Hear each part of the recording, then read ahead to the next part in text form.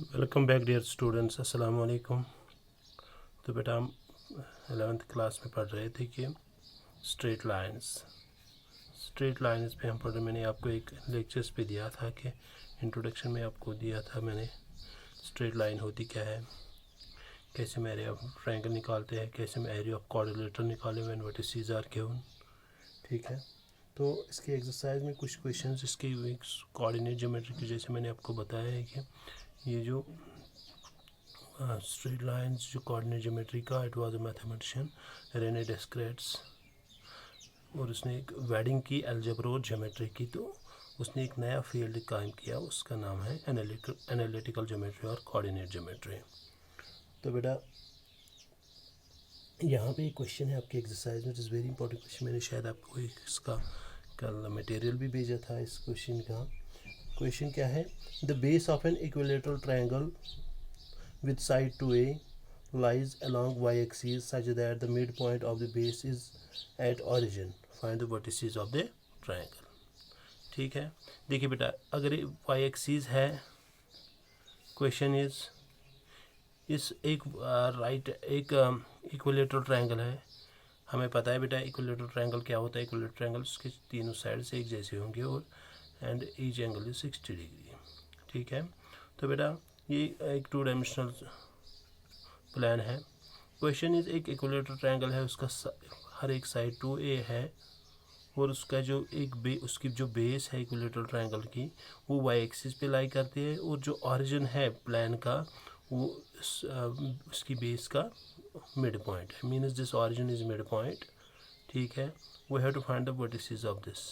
Suppose this is the equilateral triangle, this is the equilateral triangle. ठीक है, अब ये पूरा ये भी 2a है, ये भी 2a है, this is 2a, this is 2a। तो अगर ये सारे 2a है तो यहाँ से यहाँ तक और यहाँ से यहाँ तक ये a होगा, ये भी a ही होगा। Clear? So let it be some a b c। ठीक है, अब ये जो x एक्सिस है, these are they are rectangular to x axis y axis, they is called rectangular plane. So x axis y axis they are perpendicular to each other. अब ये जो mid है यहाँ पे, जो ये सेगमेंट है यहाँ से यहाँ तक, सपोज दिस ऑरिजिन जो ओ भी ये इस ए सी पे परपेंडिकुलर है, so we can make a right angle triangle. With the help of that we can find this, because if we need to find the vertices of C, we can write the vertices of C are a comma 0, vertices of a are b a comma 0. But what are the vertices of b? Vertices of b हम तभी लिख सकते हैं, no doubt this is on x axis, we can write 0 comma this OB, जो O और B के दरमियान जो डिस्टेंस होगी वो हमें निकालनी है। So with the help of this Pythagoras theorem we can find this. So if we consider, okay, right, in triangle, in right angle triangle लिखेंगे AOB, AOB. Can I write by PGT, by Pythagoras theorem? I can write beta OA square plus OB square is equal to AB square। ठीक है, अब OA है, that is A square plus OB हमें निकालना, OB square is equal to AB square, that is 2A whole square।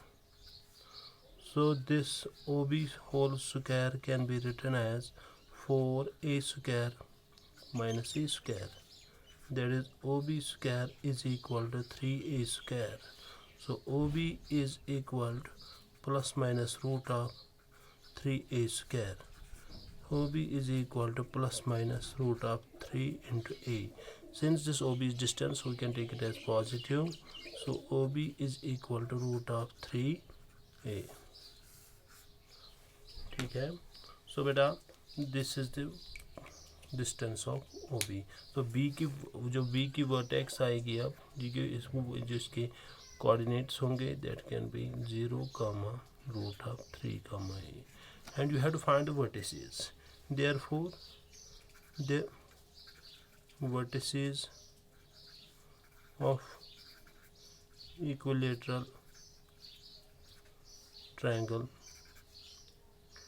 ABC, or vertex A is now A comma 0, vertex B is 0 comma root 3A, and vertex C is A comma 0. ठीक है, sorry minus A comma 0. This is minus A comma 0. So with the help of this coordinate geometry by Pythagoras I find this. ठीक है, अब straight line में मैंने आपको बताया है कि इसमें आपको कोऑर्डिनेट ज्योमेट्री भी पर लाइन के रिलेटेड, आपको पॉइंट्स के रिलेटेड आपको इन्फॉर्मेशन मिलेगी यहाँ पे। तो बेटा यहाँ पे एक और क्वेश्चन है आपको डिस्टेंस, जैसे 10th क्लास में अपने डिस्टेंस बिटवीन टू पॉइंट्स आपको पता होगा कि when the vertices of the two points are given we can find the distance. Suppose अगर आपके पास एक पॉइंट है whose coordinates are x1 y1 and point B is x2 comma y2, then we know that distance between AB, this mod of AB can be written as square root of, or mod of square root of x2 minus x1 whole square plus y2 minus y1 whole square. ठीक है, this is the distance between two points. अब आप अगर आपके पास distance है तो question यहाँ पे थोड़ा डिफरेंट है. It is question number 3. Question क्या है बेटा? Question is find the distance between point, find the distance between point you have to find if p of x1 comma y1 and point q that is x2 comma y2, these are 2 points. ठीक है, find the distance between p and q.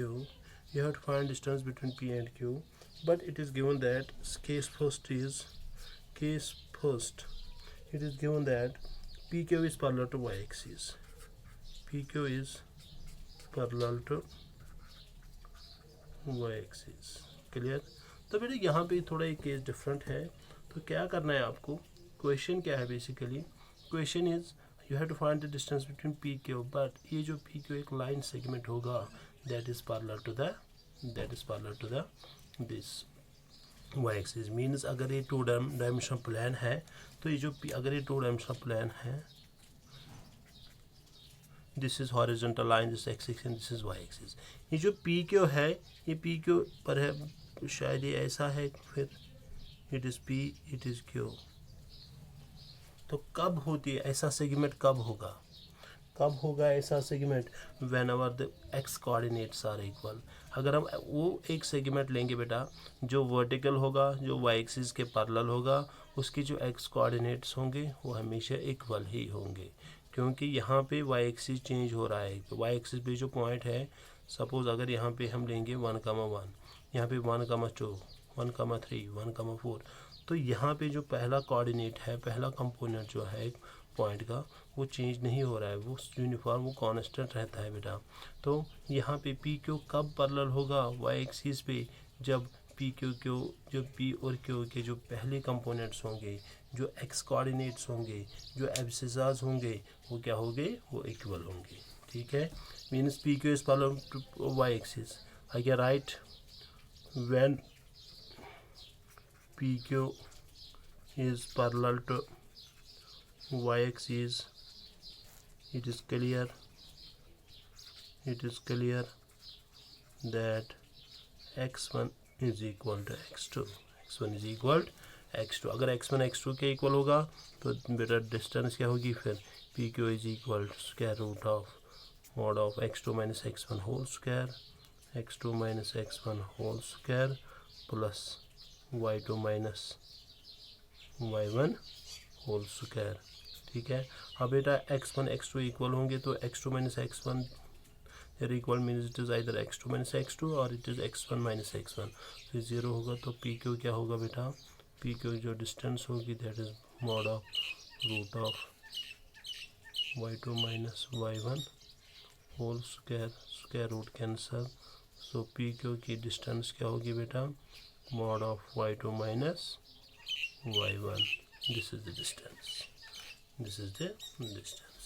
Clear? तो बेटा वैसा ही दूसरा part है, इसी question का second part है, and second part is and the second part is, इस क्वेश्चन के सेकंड पार्ट है यही है कि व्हेन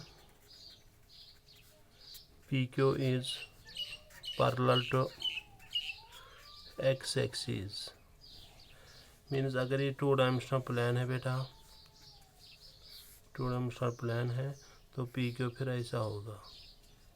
पी क्यू कब एक लाइन पैरेलल होती है एक्स एक्सिस से, तो बेटा उसके जो वाई कंपोनेंट्स वो चेंज नहीं होते हैं। हालांकि यहाँ से हम एक्स कंपोनेंट यहाँ पे 1 देंगे, 1, 1, 2, 1, 3, 1, 4, 1, 5, 1, तो बेटा ऐसा कोई सेगमेंट जो पैरेलल होगा एक्स एक्सिस से, so it is sure that it implies that y1 is equal to y2। तो उस सेगमेंट के जो पी क्यू सेगमेंट बनेगा, कैसे, अगर एक प्लान पे 2 पॉइंट्स हैं पी एंड क्यू, अगर हमने उनको ज्वाइन किया तो ज्वाइन करने से कि हमें सेगमेंट मिला, लेकिन ऐसा सेगमेंट हमें अगर मिला जिसका जो पैरेलल होगा एक्स एक्सिस से, so surely y1 is should be equal to y2। Means जो इन दोनों पॉइंट्स पी और क्यू के सेकंड कंपोनेंट्स होंगे, जो इनके ऑर्डिनेट्स होंगे, तो ऑर्डिनेट्स क्या होंगे बेटा, इनके ऑर्डिनेट्स इक्वल होंगे। तो इस केस में when ordinates are equal we can write the P Q is again root of x2 minus x1 whole square plus modulus of y2 minus y1 whole square. लेकिन y1 और y2 क्या होंगे, तो इसका y2 माइनस y1 ये 0 square होगा, so it is 0। That is P Q is equal to mod of root of x2 minus x1 whole square, square root cancel, so it is P Q is equal to x2 minus x1। ठीक है बेटा, तो this is the next question of this was a question, it was a question number 3 of the exercise and exercise of topic straight lines। ठीक है, तो बेटा जो exercise की वो कंटिन्यू रहेगी, ऐसे में आपको एक्सरसाइज और भी दिखाऊंगा। फिलहाल आप इस टॉपिक पे अच्छे से कंसंट्रेट कीजिए, स्ट्रेट लाइन्स पे, it is very important topic.